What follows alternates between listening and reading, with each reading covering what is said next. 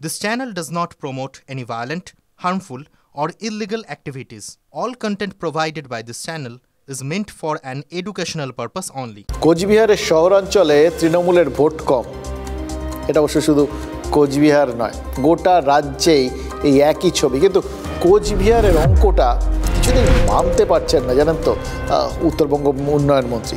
তার মনে হচ্ছে যে এই জায়গাটা এরকম হলো কেন? তিনি রয়েছেন, তারা এত উন্নয়ন করেছেন, এরকম উন্নয়ন থাকলে হয়তো শুনলেন ওই প্রাক্তন কাউন্সিলর বলছিলেন দুর্গাপুরে যে উন্নয়ন এত হয় যেখানে সেখানে বিরোধীরা থাকেই না। উন্নয়ন আর বিরোধীদের এরকম আদায় কাজকালায় সম্পর্ক, এটা কিন্তু খুব ইন্টারেস্টিং একটা সম্পর্ক, জানেন তো। কিন্তু ওই মুশকিল হচ্ছে এইখানে তো আবার উলট পুরাণ। আসলে উত্তরবঙ্গ উন্নয়ন মন্ত্রীর আসনটা না খুব পিচ্ছিল। একটা সময় সেখানে গৌতম দেব বসেছিলেন, শিলিগুড়িতে এখন মেয়র, তিনি পিছলে গেছেন। এরপর রবীন্দ্রনাথ ঘোষ বসেছিলেন, তিনিও পিছলে গেছেন। উদয়ন গুহকে কি সেই ইতিহাসই তাড়া করে বেড়াচ্ছে? যেখান থেকে অভিষেক বন্দ্যোপাধ্যায়ের নবজোয়ার যাত্রা শুরু, সেই কোচবিহারের শহরাঞ্চলেই তো দলকে লিড দিতে পারেননি তিনি। নাহলে ভোটের পর নবনির্বাচিত সাংসদের যে সম্বর্ধনা হয়তো সেগুলো হচ্ছে, সেখানে গিয়েই তার গলার থেকে কেন আক্ষেপ ঝরে পড়ছে বলুন তো? একের পর এক জায়গায় যাচ্ছেন আর একের পর এক আক্ষেপ শোনা যাচ্ছে। নাকি ফাইনাল স্কোরের থেকেও উদয়ন গুহকে বেশি চিন্তায় রাখছে ওই বুথে বুথে ছোট ছোট যোগ বিয়োগগুলো? তিনি নিজে এমনিতে বিতর্কিত মন্তব্যের জন্য বিখ্যাত, কিন্তু তিনি হঠাৎ দলের ভাবমূর্তি নিয়ে এতটা চিন্তিত হয়ে উঠলেন কেন? দেখুন, উদয়ন গুহ যা করছেন সেটাকে কার্যত ফতোয়া জারির মতো লাগছে, জানেন তো। একটা খুব সুন্দর ফতোয়া, তৃণমূলে মদ মাংসের মোচ্ছপ করা চলবে না, তাতে দলের বদনাম হচ্ছে। এই ফতোয়ার প্রশংসা না করে তো থাকতে পারা যায় না। যে কারো দোকান বন্ধ করে দিয়ে, কাউকে হুমকি দিয়ে, কাউকে ভয় দেখিয়ে পিকনিক খাওয়ার জন্য, মিছিল করবার জন্য টাকা নিয়েছেন, তার দল করার দরকার নেই, তাকে দলে থাকতে হবে না। টাকা নেবেন, মাংস খাবেন, মদ খাবেন, আর দুর্নাম হবে আমাদের। শুনছিলাম আর ভাবছিলাম, জানেন তো, যে কাল উদয়ন গুহর ওই সভাটা, বক্তব্যটা যারা শুনেছেন তারা কীরকম ঘোরের মধ্যে থেকে বাড়িয়ে গেছেন। আমি নিশ্চিত তাদের ঘোর কাটছে না, আমাদেরও তো ঘোর কাটছে না। উত্তরবঙ্গ উন্নয়ন মন্ত্রী আসলে চানটা কি, সেটাই তো এখন অবধি বুঝতে পারছি না।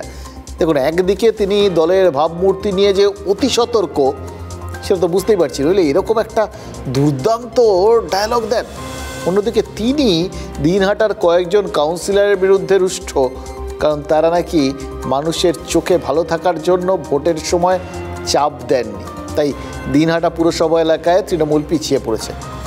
কি ঝামেলা বলুন তো, এক যাত্রায় পৃথক ফল কী করে হয়? মন্ত্রীমশাইয়ের এদিকে লিড চাই, অন্যদিকে ভালো মানুষিতে তার ঘোর আপত্তি। চাপ দিয়ে তার মানে লিড আদায়ের পক্ষে তিনি, আবার মদ মাংস খেয়ে দলের বদনাম করা যাবে না, এই তো পুরো নিরামিষ পাঁঠার মাংসের মতো বিষয় হয়ে গেল। এবার কোচবিহারে দেখছি এই সমস্ত মানে জটিল ধাঁধার মানে, এটা বোঝার জন্য না ওই মানে বই তৈরি করতে হবে, উদয়ন সহায়িকা এরকম একটা নাম দেওয়া যায় আর কি। মন্ত্রীমশাই কখন কি বলেন, তার যে কি ব্যাখ্যা হয় সেটা বুঝতে গেলে তো এখন সহায়িকাই প্রয়োজন। আগের বক্তব্য শুনেছেন, এবার আরেকবার আপনাদের আরেকটা বক্তব্য শোনাই। ওই একই সভায় উদয়ন গুহ কি বক্তব্য রেখেছেন, এবার তারপর আপনারা ডিসাইড করুন আপনাদেরও মানে বই লাগবে কি লাগবে না। কিন্তু সবচাইতে বেশি দায়ী হচ্ছে কয়েকজন কাউন্সিলর, নিজের ওয়ার্ডে তারা যেন ভালো থাকতে পারে মানুষের কাছে, সেটা করবার জন্য কারো ওপর কোনো রকম জোর দেখাচ্ছি না, কারো ওপর কোনো রকম হুমকি দিচ্ছি না, একেবারে সাধুর মতন তারা ভোট করবার চেষ্টা করেছেন। তার ফলস্বরূপ আমরা 2000 ভোটে হেরেছি, না হলে হারতাম না। এবার যারা একেবারে সাধুর বেশ ধারণ করেছিলেন, যারা আগে রাবণের চেহারা ছিলেন, এখন গোপ চেঁচে মন্দদরি হয়েছেন, তারা আগামী নির্বাচনে কি করে ওই গায়ের জোর না দেখিয়ে ভোটে জেতেন, সেই ব্যাপারটাও আমাকে দেখতে হবে।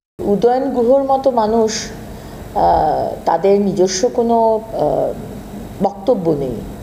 যে বক্তব্য উনি বলছেন বা ওনার মতো মানুষরা যারা এই সন্ত্রাস ছড়াচ্ছেন, তাদের কথাগুলো কোনো কোনো সময় আমাদের মুখ্যমন্ত্রী নিজে বলেন, আর কোনো কোনো সময় এই উদয়ন গুহর মতো মানুষদের দিয়ে বলান। উদয়নগুলো কি বলেছেন আমি জানি না, কিন্তু গণতন্ত্রের নিয়মের কথা বলছি যে আমরা সবাই চাই যে মানুষের মন জয় করতে, এবং সেই কাজটা যে যত এফিসিয়েন্টলি করে সেই অঞ্চলে ততটুকু রেজাল্ট তার পার্টির পক্ষে বা তার ক্যান্ডিডেটের পক্ষে মানুষের কাছে জোর হাত করে যেতে হবে না। অবশ্য আমার একটা জিনিস মনে হচ্ছে জানেন তো, আপনাদের আমি একটা মানে বলতে পারি, মানে যেটুকুনি আমার মনে হচ্ছে আর কি, উদয়ন গুহ বোধহয় বোঝাতে চেয়েছেন যে ওই মদ মাংস এই সমস্ত খেয়ে উল্টো পাল্টা কাজকর্ম করা চলবে না, ঘোরের মধ্যে থেকে কোনো কাজকর্ম করা চলবে না, সজ্ঞানে থেকে ওই জোর করে সাধু না সেজে চাপ দিয়ে ভোট আদায় করতে হবে, এইটা বোধহয় উনি চেয়েছেন। এছাড়া আর কিছু মানে হতেই পারে না। শুনলেন তো, উনি দেখে নেবেন যে ওই যারা এবার খুব সাধু সেজেছিলেন তারা কি করে নিজেরা জোর না দিয়ে নিজেদের সময় ভোটে যেতেন। তার মানে এটা হচ্ছে একদম বাঁধা ধরা প্র্যাকটিস, এক। আর দুই, কোথাও গিয়ে তিনি কি অন্তর্ঘাতের অভিযোগ করলেন? কেউ কেউ এই কাজগুলো করেনি, দলের স্বার্থ দেখেনি, ব্যক্তি স্বার্থ দেখেছে, এটা তো অন্তর্ঘাতেরই শামিল। যদিও ফিরহাদ হাকিম তার বক্তব্যকে ব্যক্তিগত মতামত বলে উড়িয়ে দিতে চাইলেন, বললেন যে এর সঙ্গে দলের কোনো সম্পর্ক নেই। মানে মন্ত্রীর সঙ্গে দলের সম্পর্ক নেই। ফিরহাদ হাকিম বলছেন যে তাদের দলের লোকেরা, নেতারা আর কি, তারা ভদ্রলোক হতেই পারেন, তাতে কোনো বাধা নেই। অন্তত দল মনে করে না যে ভদ্রলোক হলে দলের কোনো সমস্যা হবে। আচ্ছা, ফিরহাদ হাকিমের যুক্তি যদি তাই হয় তাহলে তো বলতে হবে পুরমন্ত্রী পার্টি লাইন মানছেন, কারণ দুদিন আগেই মমতা বন্দ্যোপাধ্যায় তৃণমূল নেতাদের ভদ্রলোক হতে বলেছেন। সরকারি জমি তৃণমূলের নেতারা জোর করে দখল করেছে, এই কথাটা যখন মুখ্যমন্ত্রীও জেনে গেছেন এবং তিনি যথাযথ রাজধর্ম পালনের জন্য পুলিশকে একদম কোনো কাউকে মানে মুখ না দেখে, পার্টি না দেখে ব্যবস্থা নিতে বলেছেন।